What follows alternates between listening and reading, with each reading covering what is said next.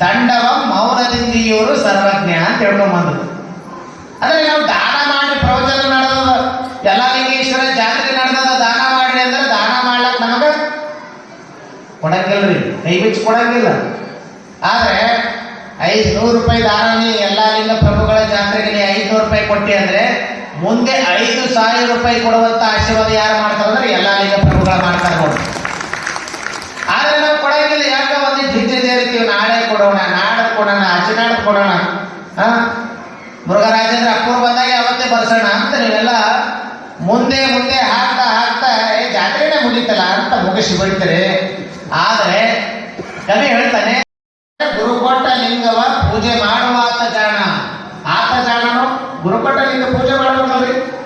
ನೀವು ದಿನನಿತ್ಯ ಯಲ್ಲಾಲಿಂಗ ಪ್ರಭುಗಳ ಸನ್ನಿಧಾನದಲ್ಲಿ ಬಂದು ದರ್ಶನ ಮಾಡಿ, ನೀವು ಬರೋದ್ರ ಜೊತೆಗೆ ನಿಮ್ಮ ಮಕ್ಕಳಿಗೆ ಹಾಕೊಂಡು ಬರ್ರಿ. ಇದು ಸಂಸ್ಕಾರ, ಇದು ಸಂಸ್ಕೃತಿ. ನಾವೇನು ಮಾಡಕತ್ತೀವಿ? ಮಕ್ಕಳಿಗೆ ಮನೆಗೆ ಬಿಡೋದು, ಹಿರಿಯರೆಲ್ಲ ಗುಡಿಗೆ ಬರೋದು. ಈ ಸಂಸ್ಕೃತಿ ನಮ್ಮ ಸಂಸ್ಕೃತಿ ಅಲ್ಲ.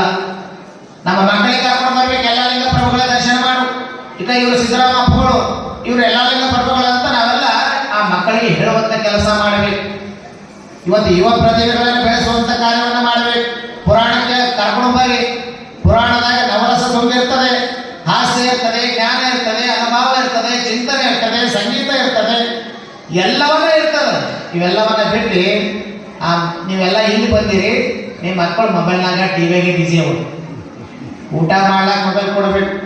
ನಮ್ಮ ನಿರೂಪಣೆಕಾರ ಅಂತ ನೋಡ್ರಿ, ಹೋದ ವರ್ಷ ಆ ಊರಿಗೆಲ್ಲ ಗೊತ್ತದ, ಹೋದ ವರ್ಷ ಮೊಬೈಲ್ ಜಾಗೃತಿ ಪಾದಯಾತ್ರೆ ಮಾಡಿದ್ವಿ ನಾವು ನಮ್ಮ ಹುಟ್ಟುಹಬ್ಬದ ಅಂಗವಾಗಿ.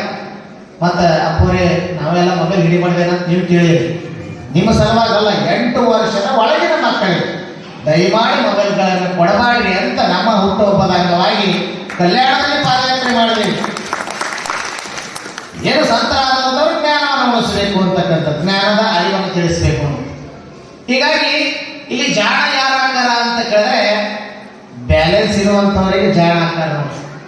ಬ್ಯಾಲೆನ್ಸ್ ಇರಬೇಕು. ಯಾವ ಬ್ಯಾಲೆನ್ಸ್ ಇರಪ್ಪ? ಲೌಕಿಕ ಮತ್ತು ಪಾರಮಾರ್ಥ ಎರಡೂ ಇರಬೇಕು. ಧರ್ಮನೂ ಬೇಕು, ಈ ಕಡೆ ಸಂಸಾರ ಎರಡು ಬೇಕಲ್ರಿ. ಎರಡು ಇದ್ದಾಗ ಮಾತ್ರ ಜೀವನ ಸರಿಯಾಗಿ ನಡ್ಕೊಂಡು ಹೋಗಕ್ಕೆ ಸಾಧ್ಯ ಇದೆ. ಇವತ್ತು ಸಂಸಾರನೂ ಬಿಟ್ಟಿಲ್ಲ, ಧರ್ಮನೂ ಬಿಟ್ಟಿಲ್ಲ ಅಂದ್ರೆ ಇವ ಜಾಣ ಆಗ್ತಾನೆ. ಉದಾಹರಣೆ ಹೇಳ್ತೀನಿ ನಿಮಗೆಲ್ಲ. ಒಬ್ಬ ವ್ಯಕ್ತಿ ಈಗೆಲ್ಲ ಬುಲೆಟ್ ಬಂದವ, ಏನಂತ್ರಿ